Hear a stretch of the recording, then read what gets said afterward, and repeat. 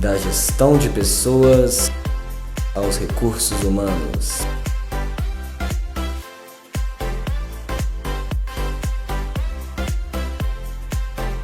PSCast. Hoje estamos aqui começando mais um podcast comemorativo. Nós vamos falar de diversidade e inclusão. Estamos aqui com o Samuel Alcântara, que veio direto de Fortaleza, está em Belo Horizonte aqui com a gente. Samuel vai se apresentar um pouquinho. Bom dia, boa tarde, boa noite para quem estiver nos assistindo. É um prazer, Angélica, estar aqui com vocês nesse podcast. Então, para quem não me conhece, eu sou Samuel Alcântara, sou psicanalista da APOLA, Apertura Proto Lacan, a Escola de Psicanálise de Buenos Aires, que está abrindo aqui no Brasil. Sou mestre em Psicologia pela Universidade de Fortaleza e agora sou doutorando na UFMG, onde eu vim estudar no laboratório Além da Tela, no programa de pós-graduação em Psicologia da UFMG, pesquisando especificamente sobre sexualidade, gênero e cultura digital. Então, é mais ou menos isso que eu... também sou professor universitário e psicanalista clínico, né? Eu dou aula na universidade lá no Ceará, em Sobral. Eu resido em Fortaleza e faço esse translado Sobral Fortaleza. Para quem não conhece, Sobral é a terra de um candidato à presidência, do Ciro Gomes. A gente começar esse podcast, a gente vai se autodescrever. Eu sou uma mulher branca, de cabelos pretos, com mechas loiras, estou com uma calça bege, uma preta e um colete preto. E eu sou, teoricamente, um homem branco, apesar de não me definir como homem, com 1,80 m, cabelo médio, longo, liso, barba e basicamente unha pintada. Samuel, fala um pouquinho pra gente o que tá achando de Belo Horizonte, Gerais.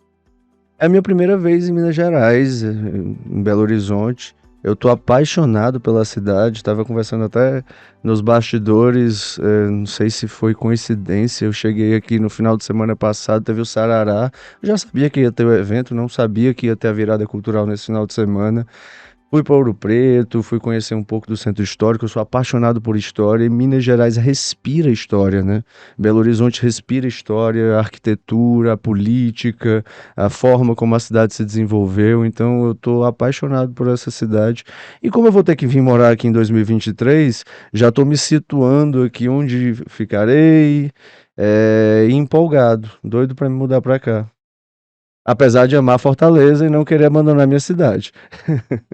E por que você escolheu Belo Horizonte? Então, durante o meu mestrado, eu comecei o meu mestrado em 2017, na Universidade de Fortaleza, e já no início do mestrado, minha orientadora, a Celina Peixoto, hoje ela está em Paris, ela não está mais em Fortaleza, ela fazia parte do GT da ANPEP, que é a Associação Nacional de Pesquisadores em Psicologia, e estudando psicanálise e educação. E já nessa época eu estava estudando sobre cultura digital. Meu mestrado foi sobre segregação digital, onde eu vou fazer uma análise sobre os efeitos das tecnologias nos seres humanos. Tanto que vai ser publicado em livro agora, reeditado, com o título de Condomínios Digitais, Aspectos de Segregação no Ciberespaço. E lá eu conheci o trabalho da Nádia Lagardia, que é minha orientadora aqui na UFMG. Ela tem muitos artigos publicados sobre cultura digital. Ela não versa muito sobre sexualidade e gênero. Só que dentro dessa pesquisa, eu fiz uma revisão bibliográfica e fui fazer uma revisão teórica de alguns conceitos da psicanálise em contraponto com o contemporâneo, né? O que é que está acontecendo hoje em dia, a realidade algorítmica, como nós estamos nos organizando dentro desses muros, desse território que não é visível, mas que é material, do que a gente chama de ciberespaço. E lá eu identifiquei que aquilo que a gente chama de condomínios digitais, que é cercado por muros algorítmicos, eles colocam a gente dentro de alguns encarceramentos. A sexualidade e gênero apareceu aí. E aí, conversando com a Nádia, que foi da minha banca, ela me convidou para fazer doutorado aqui na UFMG. e não pestanejei, já que o laboratório que ela coordena é um dos maiores do mundo na área de psicanálise e cultura digital. Na verdade, existem pouquíssimos no mundo que têm essa especificidade, e ampliando meus estudos sobre cultura digital, eu resolvi enveredar pelos estudos de sexualidade e gênero dentro da cultura digital, que é o que especificamente eu vou estudar aqui. Samuel, a gente vê no seu Instagram que você fala muito de gênero, que você comunica muito com isso. Desde quando você se interessou por isso? Como que isso começou? Me conta um pouquinho. Eu dei uma introduzida essa pergunta agora, né? Porque, como eu disse, durante a minha pesquisa do mestrado, eu identifiquei que um desses muros de segregação que acontecem nos condomínios digitais do ciberespaço está vinculado à questão da sexualidade e do gênero, principalmente a partir da mulher, da posição da mulher no mundo, né? Que é como a Simone de Beauvoir coloca em 1949, a mulher é um segundo sexo, e ela já abre o volume 2 do segundo sexo dizendo que ninguém nasce mulher, torna-se mulher, e identificando que a cultura digital, ela possibilita que você, a 4 cliques apenas, esteja em contato com um mundo de diversidade que você nunca esteve antes.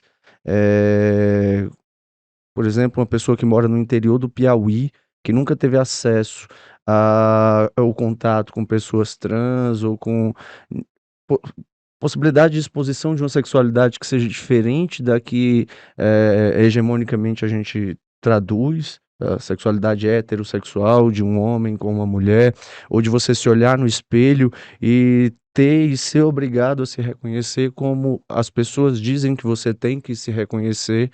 E o espaço digital, ele faz com que, por coincidência, não tanto, né, entre todas as aspas, esses 4 cliques, na verdade, não aconteçam. Os algoritmos, eles te colocam a ter contato com o mesmo, como um Quando você fala de autor. espaço digital, fala um pouquinho mais sobre isso, assim, pra gente É, entender. redes sociais, buscadores do Google, canais de streaming, todos eles são regidos por algoritmos que tentam fazer com que você se hiperindividualize, te colocando numa bolha digital.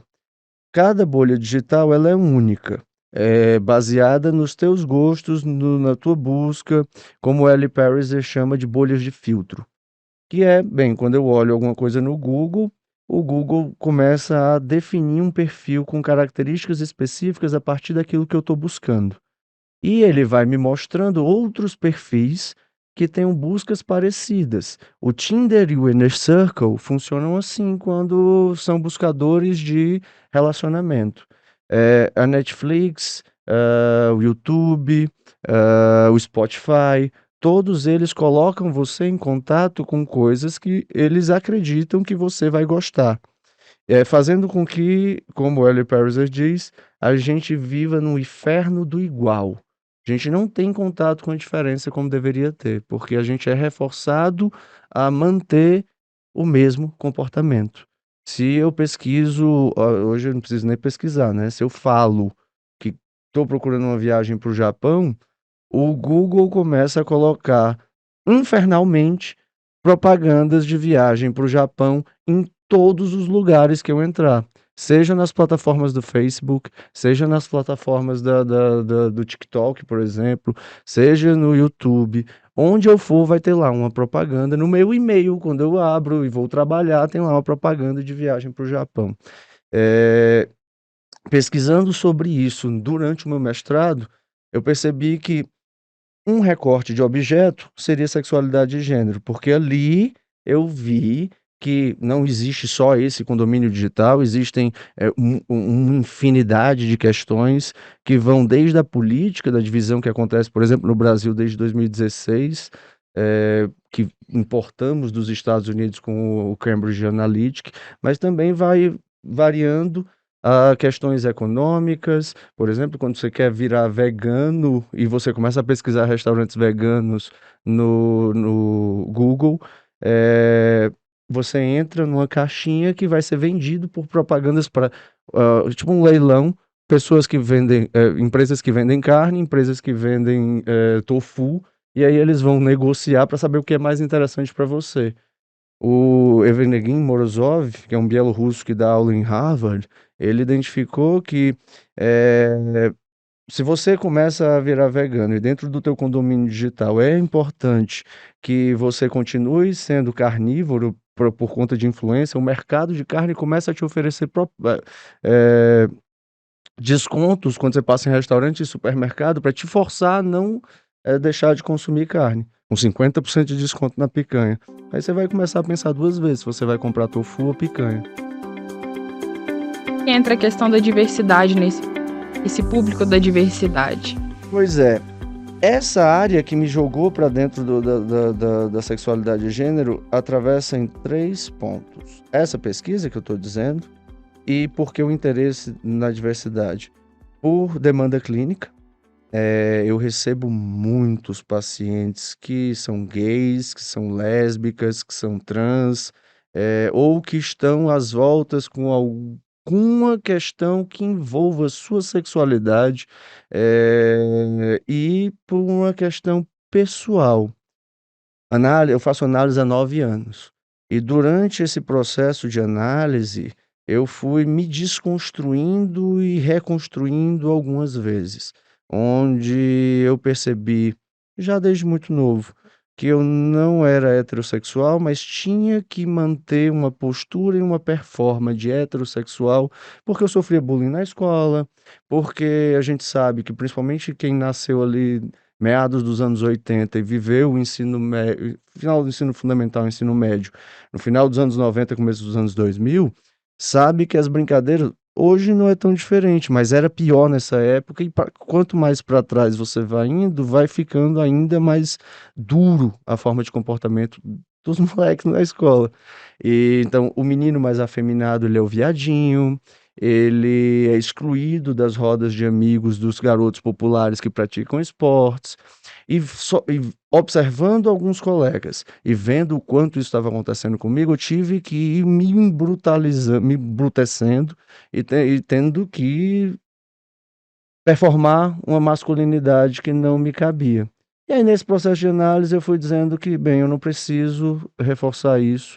Escutando meus pacientes na clínica e vendo as violências que eles sofriam em relação à não possibilidade de exercer o seu desejo, ou não possibilidade de exercer um gênero que não fosse aquele designado ao nascer, eu comecei a ver como esse condomínio digital estava se organizando, minha vida pessoal se organizando, a desorganização e organização dos meus pacientes na clínica, e eu disse: isso é um ponto em comum entre 3. Eu acho interessante que eu vá estudar, já que minha linha de pesquisa é a cultura digital, sobre esse tema em específico. Samuel, durante um tempo assim da sua carreira, você trabalhou na área do esporte. Como que você voltou para essa área? Como que foi essa transição? Eu ainda sou psicólogo do esporte. Eu, inclusive, dou aula de psicologia do esporte na Faculdade Luciano Feijão, em Sobral. Não só essa disciplina, dou outras disciplinas. E atuo também com atletas. Estou acompanhando um atleta de tiro olímpico, atleta de jiu-jitsu, de MMA, de vôlei. Eu caí no esporte de paraquedas, né? Em 2017 eu fui convidado para trabalhar no time de futebol americano do Ceará Esporte Clube e já gostava de esporte, acho que dá para notar que eu pratico esportes, e é uma área que eu gosto muito. E aí fui estudar e atuar, mas por coincidência, não é minha área de pesquisa em específico, mas eu gosto de brincar com aquilo que eu estudo na psicanálise e a forma que eu escuto o ser humano para além daquele corpo-máquina que o esporte exige. Por isso que eu fui atrás de trabalhar com esporte. Mas, bem, minha clínica, como eu costumo dizer, ela não é uma clínica gay, ela não é uma clínica de atletas, ela não é uma clínica de alguma psicopatologia específica. Minha clínica é para seres humanos que sofrem. Então eu escuto pessoas que sofrem independente daquilo que elas fazem, daquilo que elas gostam e daquilo que elas dizem que são.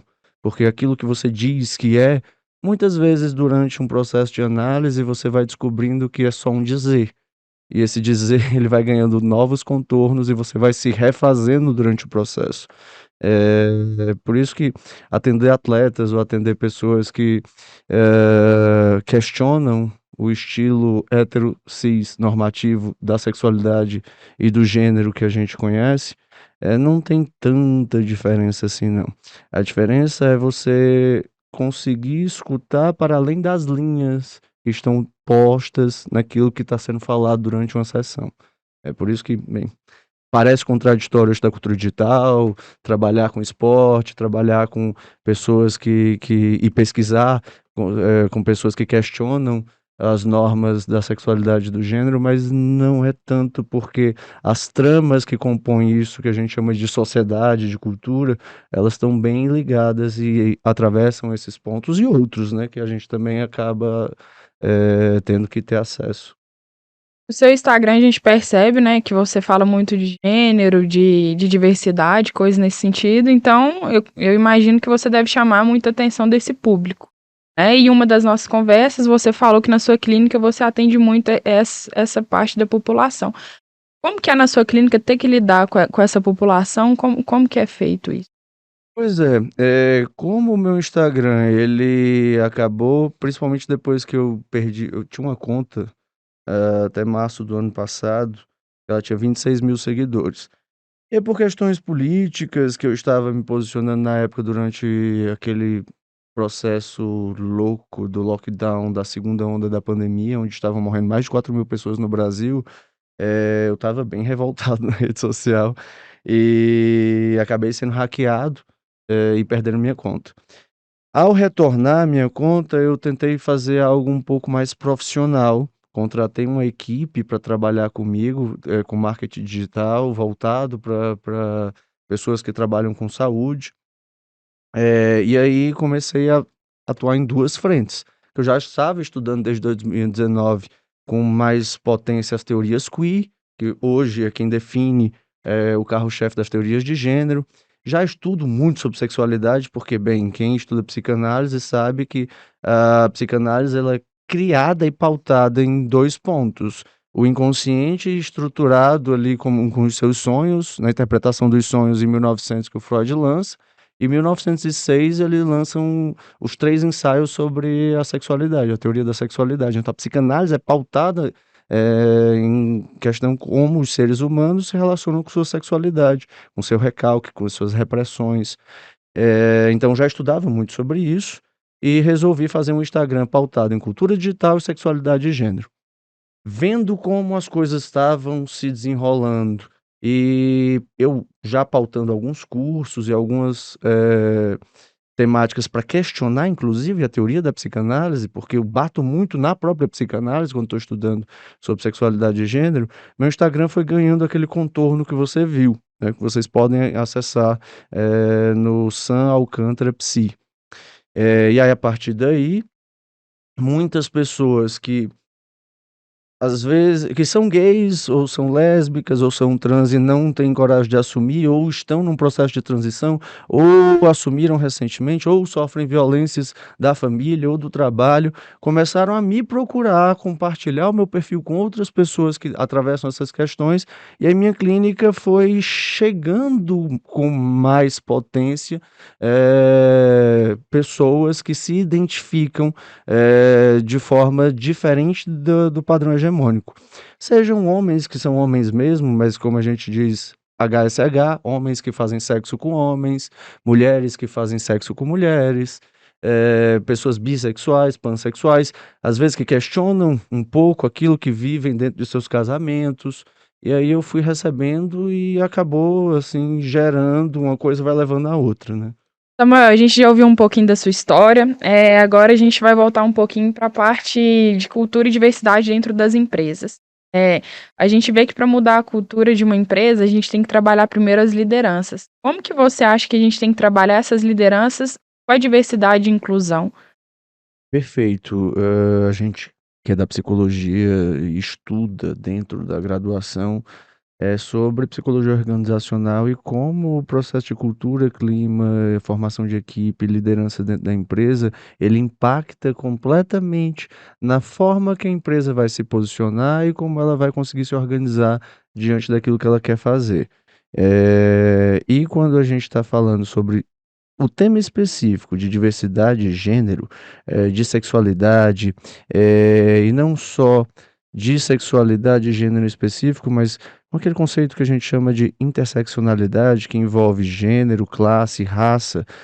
Óbvio, eu não vou falar dos outros dois, mas que a gente não pode perder de vista que quando a gente fala de diversidade, a gente fala de diversidade como um todo. Não é só como eu me visto, como eu falo, como eu me porto e como eu me identifico com outras pessoas, mas também como outras pessoas me veem e num processo de formação de líderes, num processo de formação de pessoas que vão estar à frente de um projeto, lidando e gerindo com pessoas, é imprescindível, algo que parece corriqueiro do senso comum, que seja feito um processo de escuta extremamente rígido. Um bom líder no seu processo de formação, ele tem que ser apto a escutar aquele que ele está trabalhando, aquele que ele está liderando, aquela equipe. E escutar significa, principalmente, acessar as diferenças de cada um daqueles que se colocam no seu, como colaboradores, como parceiros, como um processo do organograma da empresa. Nesse sentido, é uma coisa que eu falo quando eu vou tanto dar aula na faculdade ou dar palestra em empresas com o tema específico da diversidade, é tentem pensar fora das suas cabeças. Aquilo que você enxerga, aquilo que você ouve e aquilo que você sente é um aspecto da realidade, não condiz e não traduz a verdade sobre a realidade. Ele é um conceito que a gente chama em psicanálise de fantasia. São os nossos óculos. A forma como a gente enxerga o mundo é uma lente. É uma lente que a gente bota diante dos nossos olhos, dos nossos ouvidos e da nossa sensação tátil, e isso traduz um aspecto da realidade que diz sobre nós mesmos. Para que a gente tenha acesso à diferença e consiga atuar com a diversidade, inclusive no senso criativo que a diversidade proporciona, eu preciso estar apto a escutar sobre lentes que não são as minhas. Para aí sim conseguir, e esse é um processo de um bom gestor, de um bom líder, conseguir fazer com que a equipe funcione com um objetivo, mas que todos não precisam ser um. É trabalhando com a diferença e com a diversidade que o objetivo ele consegue inclusive ser flexibilizado e atingido de uma forma mais criativa e potente, não só copiando coisas que já existem, mas tentando traduzir as coisas que já existem em algo novo e inventivo. Acho que assim, bem, eu acredito que um líder se torna um líder não só daqueles que a gente vê nas empresas mais clássicas, mas um líder com um diferencial específico e único, que é sobre como seus olhos e sua fantasia e a forma como você enxerga a realidade é capaz de capturar diversas realidades que estão ao seu redor. Samuel, quando a gente faz um processo seletivo com essas pessoas de diversidade e inclusão, a gente entende que elas vêm com coisas muito populares, às vezes com algumas dores. Você acha que esses processos seletivos eles devem ser diferentes? Angélica, eu gosto, inclusive, de dizer que quem tem que atuar com diversidade e inclusão não é a pessoa que se posiciona como diferente ou com necessidade de ser incluída.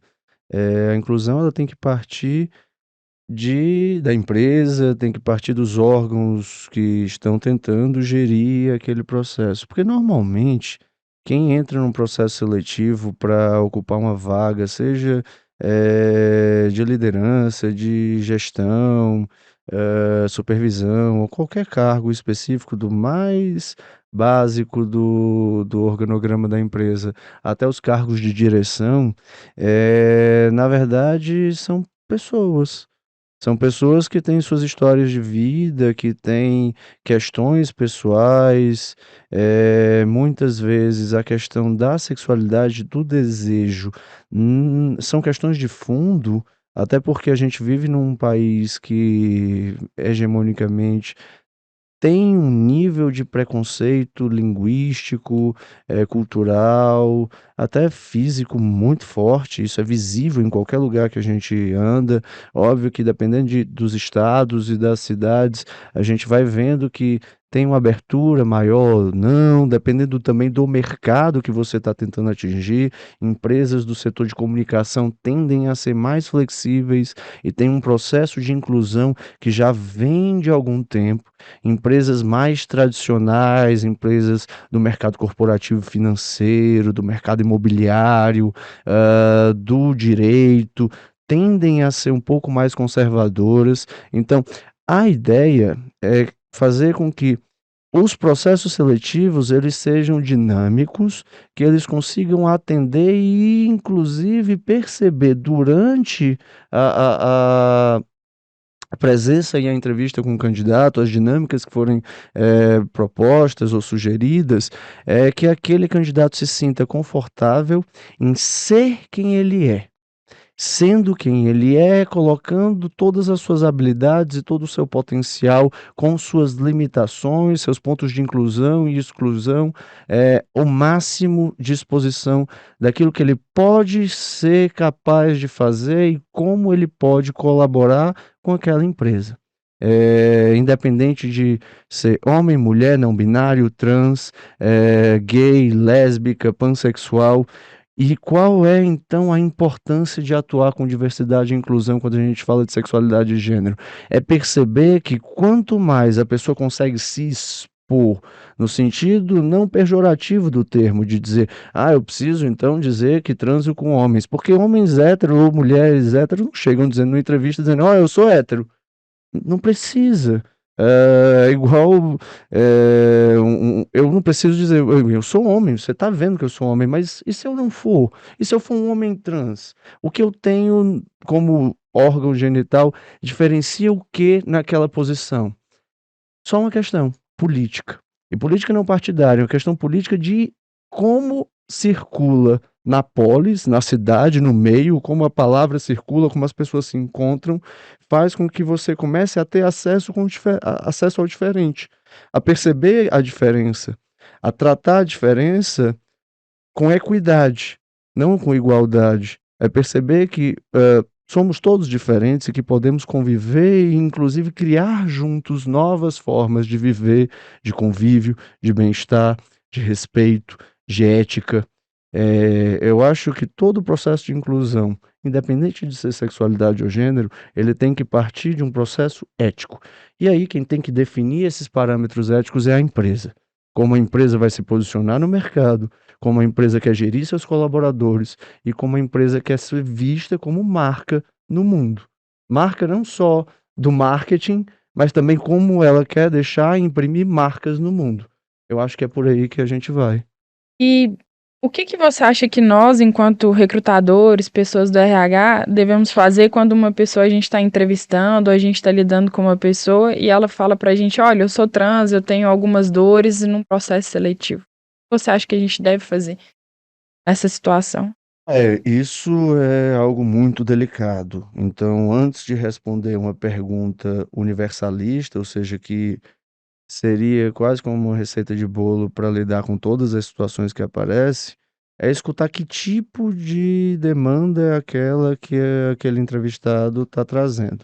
Por exemplo, uma mulher trans, ela tem questões muito específicas da sua transexualidade, do seu processo de passabilidade, que é um conceito específico que a gente lida com pessoas trans, porque existem mulheres trans que têm uma passabilidade maior do que outras, até por questão financeira, por questão de classe, por intervenções cirúrgicas, quando o processo de transição começou, porque quanto mais cedo começa, mais características masculinas vão sendo reprimidas, e aí não fica tão gritante que aquela pessoa é uma mulher trans. E quando fica mais exposto que aquela pessoa é uma mulher trans, a forma de olhar e de ser olhado muda, a forma como ela lida com seus preconceitos, com os preconceitos que ela sofre é diferente. Então, quando a gente está escutando, dentro de um processo seletivo, sobre dores, é importante a gente tentar entender que tipo de dor é aquela.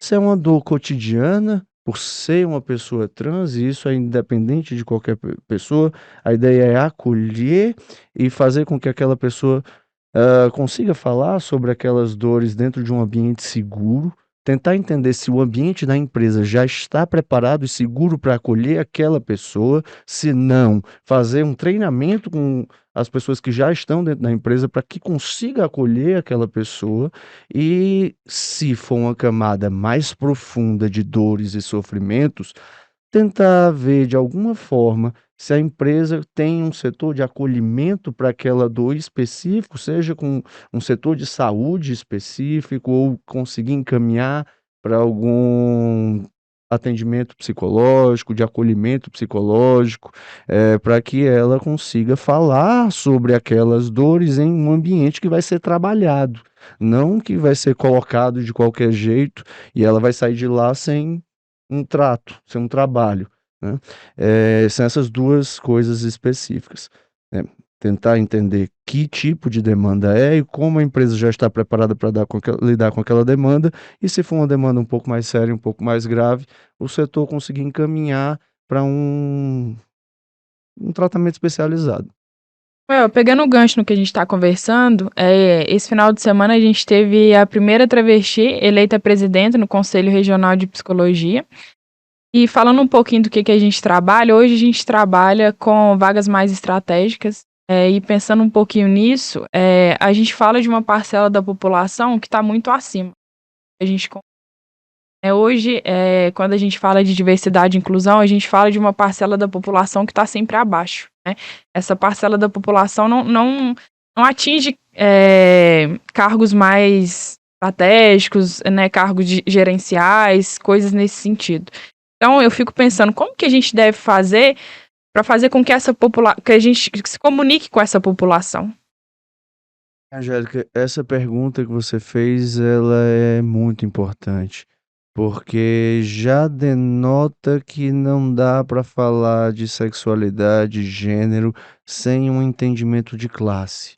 E é muito visível, principalmente a gente que mora aqui no Brasil, basta andar aqui pelas ruas de Belo Horizonte que você vê pessoas morando na rua, num frio danado, toda agasalhada, e a gente sabe que a desigualdade social no Brasil é muito grande.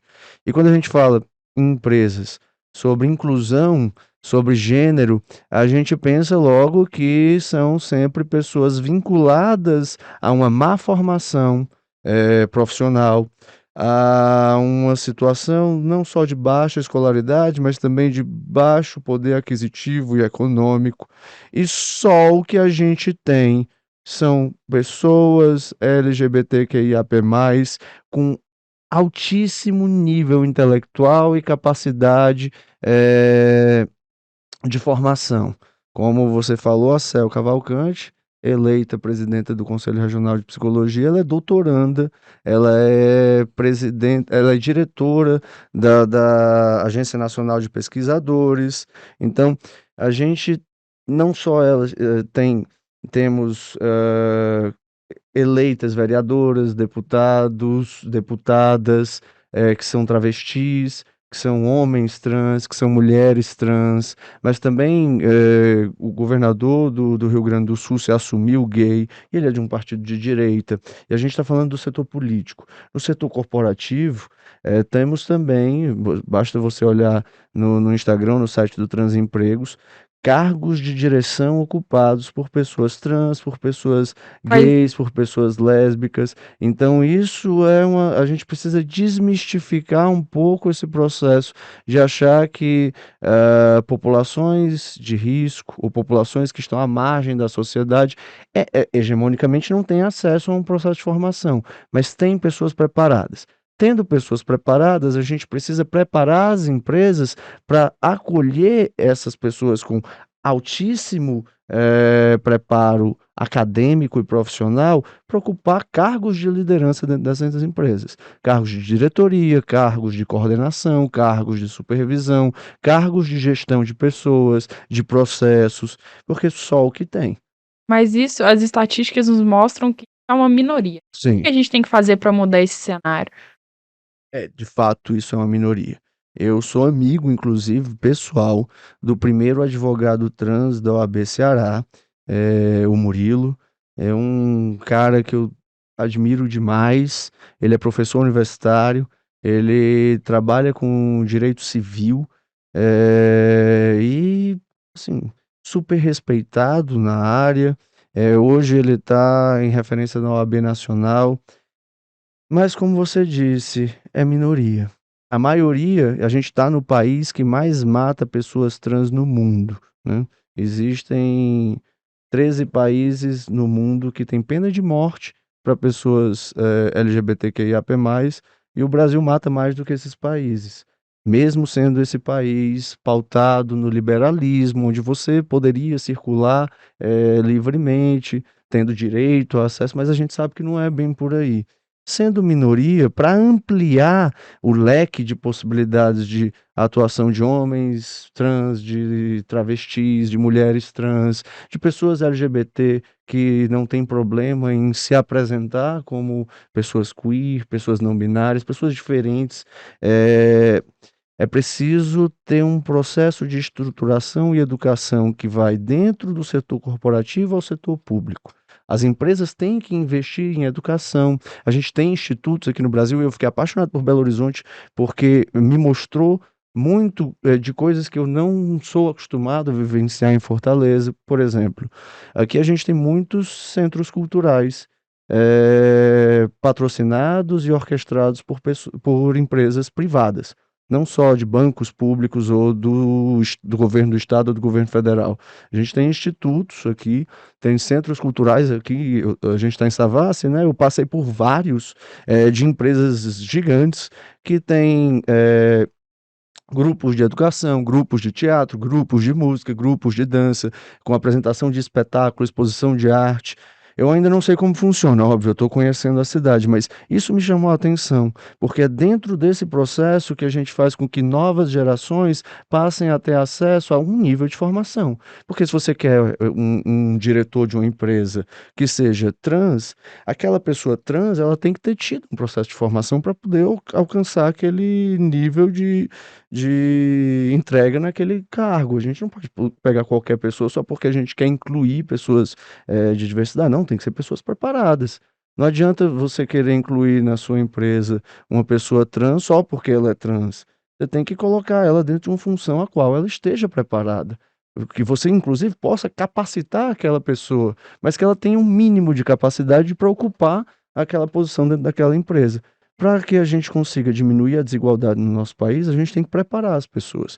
Tem que diminuir o nível de concentração de renda, o nível de poder, diminuir o nível de preconceito para pessoas que não são homens brancos padrão, porque a gente sabe que até mulheres brancas sofrem em relação ao nível de desigualdade salarial diante de um homem branco. Mesma posição, mesmo cargo, mesma função, salários diferentes.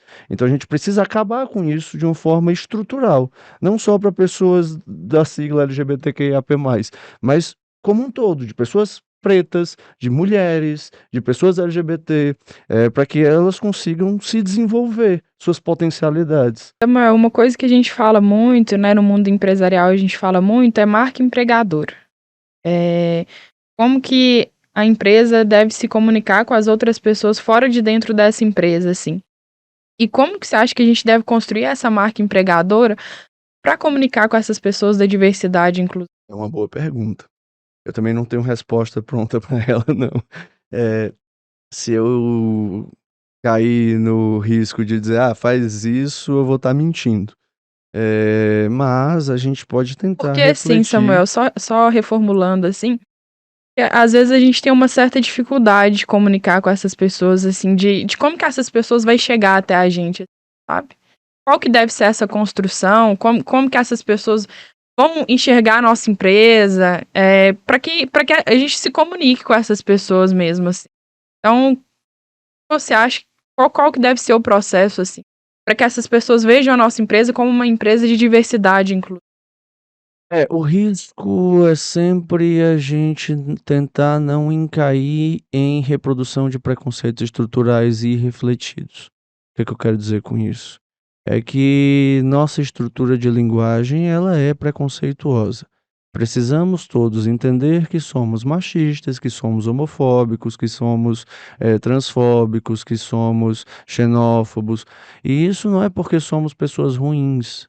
Existem pessoas que reproduzem esses preconceitos racistas, eh, preconceito contra a mulher de forma refletida mesmo. Eu não estou falando dessas pessoas que claramente são preconceituosos. Eu falo que nós todos, inclusive pessoas LGBT, mulheres, pessoas pretas, reproduzem através da linguagem certos níveis de preconceito.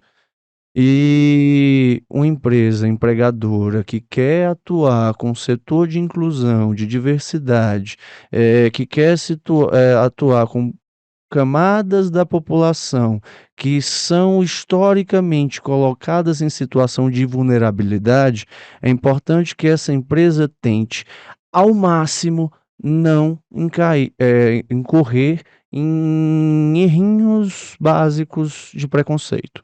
Eh, e se cair, conseguir ser capaz de reconhecer e pedir desculpas ou entender o que foi que aconteceu ali. Por que eu digo isso? Porque muitas vezes, quando a gente está atuando com pessoas em situação de vulnerabilidade ou pessoas que não reproduzem o padrão que a gente é acostumado e a gente aprendeu a vida inteira a reproduzir, a gente acaba comunicando com essas pessoas e naturalizando alguns processos que para elas são muito violentos. Para elas a gente diz: "Mas isso para mim é tão natural, eu falo assim com todo mundo", mas a pessoa ficou ofendidíssima com aquilo que foi dito. E eu costumo dizer que quem se comunica também se trumbica. Isso a psicanálise, a psicologia nos ensina muito. Não existe um sistema de comunicação perfeito como Jürgen Habermas diz que deveria existir. Na verdade, a gente está sempre tropeçando na linguagem. Então aquilo que eu falo para ti pode, soar algo natural ou até um elogio. Tem uma pessoa sentada do teu lado e eu falo a mesma coisa, a mesma expressão, a mesma palavra, e ela fica extremamente ofendida. Aquele significante, ele tem um significado distinto para cada uma das pessoas. Por isso que eu falo, e a gente começou o podcast hoje, quando a gente começou a falar sobre pessoas, na situação de diversidade, de gêneros não hegemônicos, é que um líder precisa sempre saber escutar. Uma empresa que está querendo se colocar como uma empresa de inclusão e diversidade, ela precisa também saber escutar. Ela precisa receber um público específico que esteja à margem da hegemonia, por exemplo, pessoas que performam uma sexualidade, um gênero diferente daqueles que a gente costuma receber como padrão cis heteronormativo. E quando eu falo cis, não sei se todas as pessoas que estão nos ouvindo sabem o que isso quer dizer. Cis são pessoas que nasceram com fenotipo, com hormônios, com a genitália e com as expressões corporais e de linguagem com o gênero que já foi designado ao nascer. Por exemplo, um homem cis é um homem que nasceu homem e é homem. Uma mulher cis é uma mulher que nasceu como mulher, foi designada mulher e performa a feminilidade da mulher. E pessoas trans, como a própria palavra diz, é que elas estão além da margem cis, como Cisjordânia, por exemplo, tá além das margens do rio.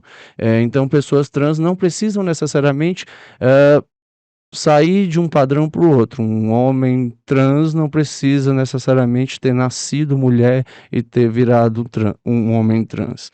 Na verdade, inclusive, pessoas que nascem mulher e vão transicionar nem sempre transicionam para homem.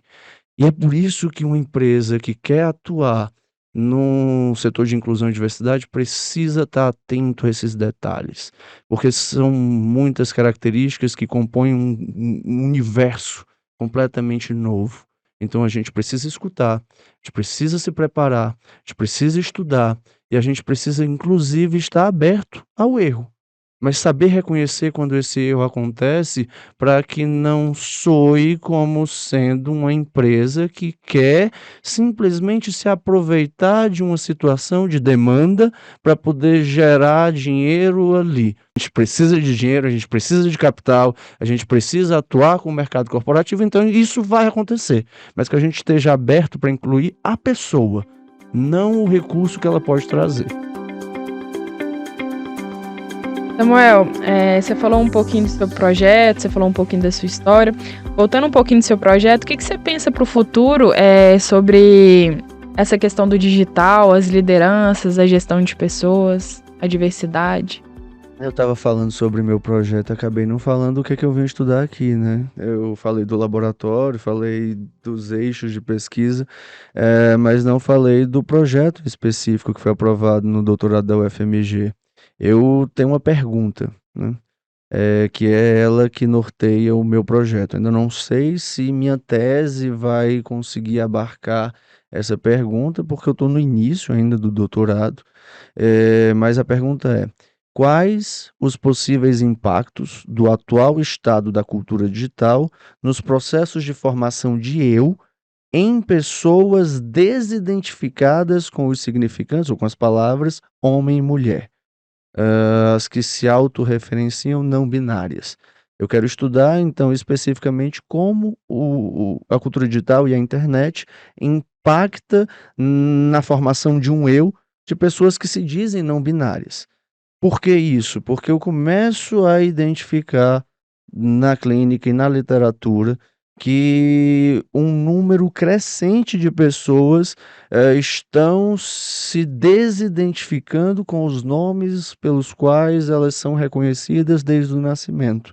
Eu, por exemplo, sou uma delas.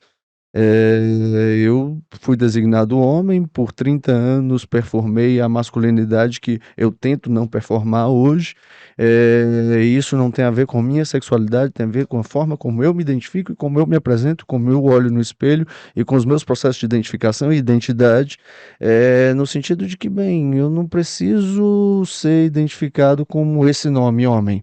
As pessoas vão me ver de barba, vocês que estão me escutando em plataforma estão vendo, escutando que minha voz ela é um pouco mais grave. Então é difícil dizer que não sou homem, porque, bem, mas ele é um macho. Mas isso é uma questão específica. Então eu venho estudando muito sobre como a cultura digital está modulando nossos comportamentos, como a cultura digital está influenciando o nosso pensamento, como a gente estava até conversando, o Yuval Noah Harari no livro Sapiens, disse que os celulares, a partir das câmeras frontais, eles conseguem ver e metrificar, quantificar quantos segundos o nosso olho fica parado observando determinada imagem numa propaganda, por exemplo. E isso significa que o algoritmo, o dispositivo tecnológico que a gente utiliza, sabe quantos segundos a gente passa olhando para um homem de sunga e quantos segundos a gente passa olhando para uma mulher de biquíni. Antes mesmo que a gente perceba que eu posso desejar sexualmente um homem, o algoritmo e o dispositivo pode saber se eu desejo mais homens ou mulheres só pela quantidade de segundos a mais ou a menos que a pupila do meu olho fica direcionado para aquela imagem. Isso é um pouco perigoso e bizarro, porque faz com que a gente nem tenha se dado conta do nosso comportamento, da forma como a gente deseja e expressa esse desejo, e o algoritmo já vai direcionar, a partir de um suposto interesse, dispositivos e produtos e relacionamentos em aplicativos que ele acha que é importante para a gente. Não que a gente, enquanto sujeitos em constante transformação, somos capazes de fazer. Então, eu imagino que o futuro Eu não sou nem otimista nem pessimista, né? Eu não sou nem apocalíptico nem apologético. Eu não acho que as tecnologias vão destruir a gente, não acho que vão salvar num mundo de um paraíso. Mas a gente está diante da internet das coisas, a gente está diante da internet 3.0, a gente está diante do metaverso, a gente está diante de constantes transformações em revoluções biotecnológicas, nanotecnológicas, de informática e de cognição, que estão nos colocando em direção a um futuro e daqui a 20 anos a gente não faz a menor ideia do que vai acontecer. O pessoal da ficção científica trabalha muito com futurologia. Arthur C. Clarke, Philip K. Dick, William Gibson, descreveram mundos que a gente está vendo se transformar hoje em livros de ficção científica há 20, 30, 40, 50, 80 anos atrás. O próprio George Orwell escreveu em 1948, 1984, quando ele vai falar dos Big Brothers e dos olhos que tudo veem. A gente está com o celular na mão, cheio de câmera apontando para todos os lados, então tendo acesso a todo instante a tudo. Então eu não vou fazer o exercício de futurologia, mas diante dessas revoluções, principalmente com o metaverso, onde a gente cria avatares e pode comprar e comercializar NFTs e uma porrada de coisas completamente novas e que a gente ainda não tem estrutura para saber como aquilo vai se comportar no futuro. E sobre as revoluções e transformações do mundo material, onde a gente já consegue hoje em dia basicamente fazer qualquer pedaço humano, exceto o cérebro, de coisas artificiais. A gente consegue trocar um coração. Outro dia teve cirurgia de transplante de coração de porco, a partir de atualização de válvulas. A gente já consegue fazer órgãos completamente sintéticos. A gente já consegue fazer braços mecânicos e biônicos ligados ao cérebro, onde o cérebro ele vai tentar aprender a fazer um movimento biológico com um braço completamente mecânico.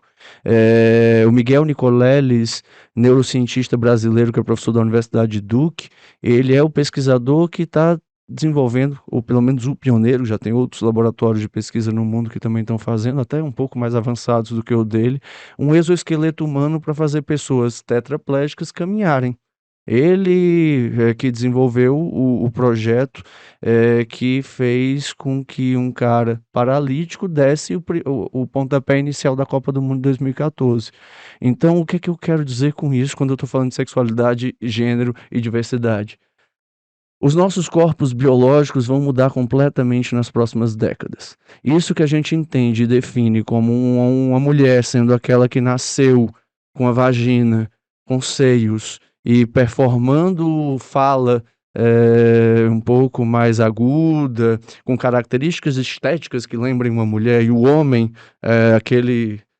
o oposto, com um órgão específico, com fala grossa, com pelo. Isso vai mudar completamente a partir do momento que a gente puder escolher pedaços de corpo biomecânico para utilizar. As questões éticas são muitas que a gente precisa debater em relação a o que é que vai ser humano.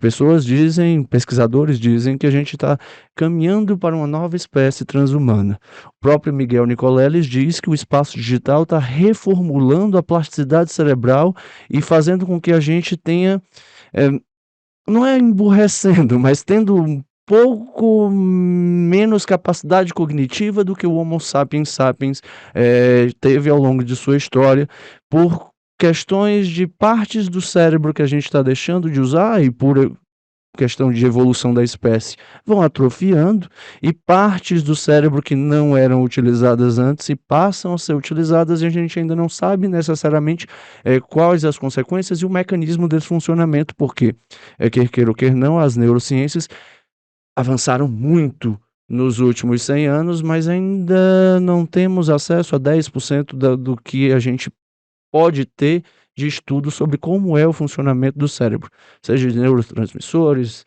neuroreceptores, como a dinâmica de impulsos elétricos do cérebro funciona. Já mapeou tudo, mas ainda não consegue descrever padrões, porque é um mundo de bilhões, quadrilhões de neurônios funcionando, e cada cérebro tem uma especificidade diferente.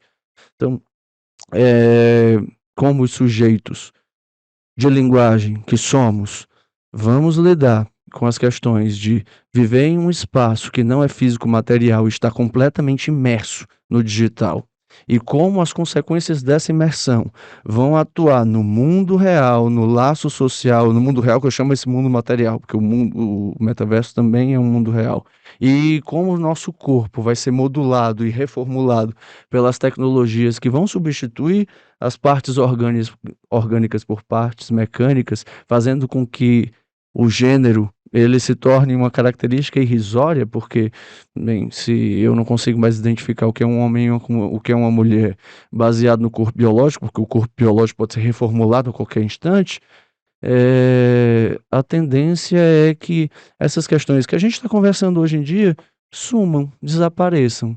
A gente não precise mais conversar sobre elas porque isso vai ser muito old school. Parece os dinossauros do século XVI que conversavam sobre coisas que hoje em dia a gente olha, a gente ultrapassou isso.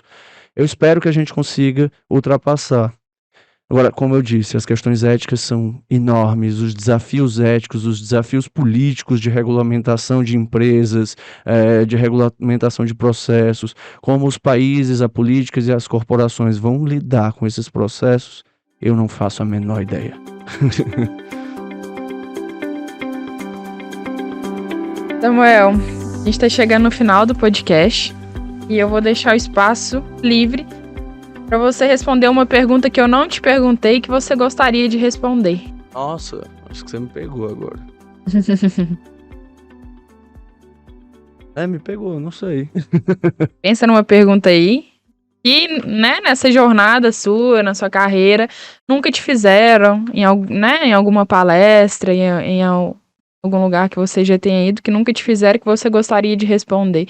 Como a gente está num podcast que, com certeza, nem todos que estão nos escutando versam um pouco mais sobre esse tema ou têm acesso a esse tema, eu, na verdade, não quero responder uma pergunta que nunca me fizeram. Pelo contrário, eu quero responder a pergunta mais simples de todas, que é de beabá. Pessoas que não sabem o que quer dizer diversidade, o que quer dizer qual é a diferença de sexualidade, qual é a diferença de gênero, qual é a diferença de disposição de desejo, qual é a diferença de identidade. Então, o que quer dizer aquela sigla enorme LGBTQIAP+, para que tanto nome?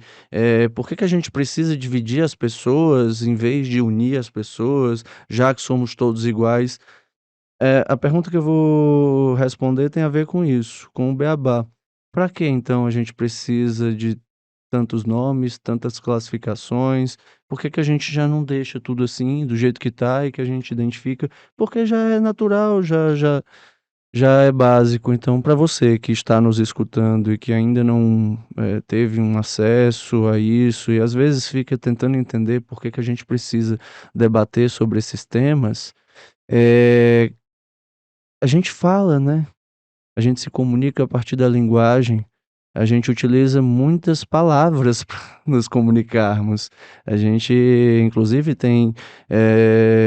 A língua portuguesa é riquíssima, com quantidade de verbetes absurdos, são mais de 100.000 palavras que a gente poderia ter acesso na língua portuguesa, fora as palavras que são inventadas pelos regionalismos.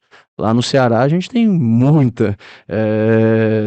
Inclusive, uma palavra que lá no Ceará ela tem tom pejorativo, porque é o viadinho do Brasil inteiro, lá a gente chama de baitola. Então, o baitola é aquele que é o viadinho. E as pessoas que hoje estudam gênero no Ceará estão utilizando a palavra baitola como um poder de resistência. Às vezes, quando me perguntam, "Ei, Samuel, tu é o quê? Eu sou baitola mesmo", né? Pode me chamar de baitola porque é isso que eu sou. Nesse sentido, as palavras elas representam muitas coisas, representam as coisas, mas para além das coisas, elas dizem de um ponto onde a gente precisa ter acesso. A gente não reflete muito sobre as palavras que a gente utiliza no dia a dia e de onde é que essas palavras vêm. Conhecendo Minas Gerais, conhecendo Ouro Preto, eu fiquei abismado com a quantidade de verbetes, a quantidade de falas coloquiais que a gente utiliza no dia a dia, que vem dos 350 anos de escravidão e dos anos de exploração de minério nas minas de Ouro Preto, Mariana, Brumadinho e ali nos arredores. O quanto a Igreja Católica era representativa de um processo de divisão de classes e de manutenção daquele regime de escravidão naquele processo em Vila Rica, há 300 anos atrás. E a gente às vezes tem acesso a isso e não reflete. Poxa, o racismo ele é estrutural, como o Silvio Almeida fala, não é porque as pessoas são maldosas e racistas no século XXI e 2022, mas é porque a forma como a gente identifica e fala sobre as coisas vem nesse processo histórico. Quando a gente fala de diversidade de gênero, é a mesma coisa. Quando eu preciso dizer que existem nomes variados e que a gente precisa aprender a versar o que é queer, o que é pansexual. Qual a diferença de gênero para sexualidade? Por que que travesti é uma coisa e gay é outra coisa? A gente precisa refletir sobre o que esses nomes querem dizer, de onde eles vêm, qual é a história desses nomes, para entender qual a importância, inclusive, de sustentar que esses nomes existam na realidade material e na nossa forma de se comunicar. Então, o que é gênero? Gênero é como a pessoa se identifica. Pode ser homem, pode ser mulher, travesti, homem trans, homem cis, mulher trans, mulher cis. Não tem a ver com a forma como a pessoa deseja, mas como ela se identifica e gostaria de ser identificada. Inclusive gênero não binário, pessoas que não se identificam nem como homens, nem como mulheres, e estão aí criando novos nomes ou se recusando a precisar se identificar com um nome específico por conta do gênero, porque eu não sou meu gênero. E a sexualidade é como você deseja um objeto que está externo a você mesmo. Tanto que um homem trans pode ser gay. Aí você pergunta, mas ele era mulher e gostava de homem, por que que ele virou homem se vai continuar ficando com homem? Porque não tem nada a ver a forma como você se identifica com uma forma que você se deseja. Tem a ver com a forma como você se identifica e com a forma que você se olha no espelho. Então a gente que está aqui tentando aprender sobre o mundo corporativo, tentando aprender sobre como o contemporâneo lida com várias questões, dentre elas a diversidade, a inclusão, a sexualidade e o gênero, a gente precisa entender que sexualidade e gênero são coisas diferentes e que quando a gente vai acolher uma pessoa gay, a gente está falando ali do objeto de desejo dela. E quando a gente está acolhendo a pessoa trans, a gente está falando da forma como ela gosta de ser identificada e como ela se vê no espelho, que são questões diferentes. E não precisa nem falar sobre isso. Pessoas que desejam para além das normas heterossexuais não passam o tempo inteiro desejando, né? A gente deseja qualquer pessoa. Homens héteros costumam fazer isso com frequência. Talvez por isso eles imaginem que um homem gay também queira ficar com eles o tempo inteiro. Mas nem todo mundo é um homem hétero, e nem todos os homens héteros são assim. Então a ideia é que a gente consiga identificar essas diferenças e que a gente percebendo essas diferenças e percebendo como o mundo está mudando de uma forma tão constante com essas tecnologias, com pessoas sendo influenciadas e moduladas pelo comportamento e que é uma quantidade de profusão de nomes gigantescos que parece que a gente precisa aprender um idioma novo para se comunicar, precisa aprender um idioma novo para se comunicar, e é esse o recado que eu deixo para vocês. Vamos abrir um pouco a cabeça, estudar um pouco mais e principalmente essa é a bandeira que eu defendo quando eu falo sobre radicalidade da diferença. É ir para a raiz da diferença e identificar na raiz da diferença um novo processo de ser e de escuta. Para isso a gente precisa fazer o quê? Sair um pouco de si mesmo e escutar o outro. Samuel, gostaria de te agradecer por esse bate-papo, tá? Tenho certeza que a gente aprendeu muito com você. Quem estiver nos ouvindo e quiser nos assistir, vai estar lá no YouTube, PS Gestão de Carreira. Angélica, eu que agradeço pelo convite. Eu realmente fico lisonjeado Fiquei lisonjeado em te conhecer o pessoal da empresa. Um convite que eu não esperava, eu vim passar 9 dias aqui em BH conhecendo a cidade e acabamos nos encontrando, acabamos tendo essa troca que para mim é muito rica, eu também aprendo muito. Principalmente eu tenho aprendido muito durante esses 9 dias aqui em Belo Horizonte, conhecendo uma cidade nova, uma cidade histórica. Então estou muito feliz. E para quem está nos escutando ou nos assistindo no YouTube, vocês podem encontrar meu Instagram no @samalcantarapsi, ou podem me mandar alguma questão por e-mail, alguma dúvida, convite, falar mal de mim, por e-mail no samuelalcantara@gmail.com. Como eu disse, eu sou de Fortaleza e estarei talvez morando aqui em BH por uns 2 anos, durante os processos de doutorado, onde eu tenho que fazer as disciplinas obrigatórias. Então, para quem é de BH, eu estarei aqui em 2023, 2024. Quem é de Fortaleza, eu estou por lá também. E quem não é, a gente se encontra virtualmente ou quando eu for visitar as cidades de vocês. Aceito, inclusive, convites. Gente, muito obrigada. Em breve, mais podcast. Nos acompanhe no canal do YouTube PS Gestão de Carreira. PSCast.